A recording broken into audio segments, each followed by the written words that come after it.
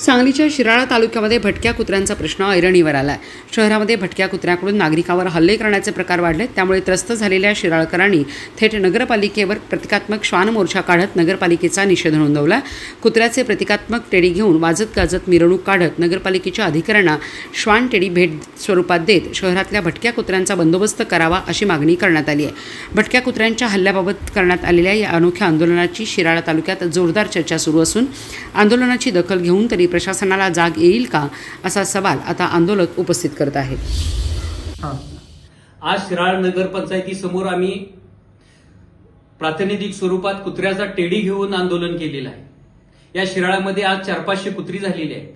का झालेली आहेत तर शेजारच्या असणाऱ्या सांगली, मिरज किंवा अन्य महानगरपालिकातील कुत्री रेटरे धरण परिसरामध्ये सोडली जातात आणि ती आमच्या गावामध्ये आलेली आहेत। गावामध्ये आज नागपंचमीचा सण जवळ आलेला आहे। अशा परिस्थितीमध्ये जर 100-500 कुत्री जर आपणाला चावायला लागली तर अत्यवस्थ माणसं मोठ्या प्रमाणामध्ये झाली। मग ह्या कुत्र्यांचा बंदोबस्त या नगरपंचायतमध्ये केला नाही तर याला आम्ही अन्य थोड्या दिवसामध्ये जिवंत कुत्री सुद्धा या नगरपंचायतमध्ये सोडणार आहे आणि ह्या कुत्र्याचा बंदोबस्त व्हावा अशी आम्ही नगरपंचायतला आंदोलन वजा इशारा दिलेला आहे।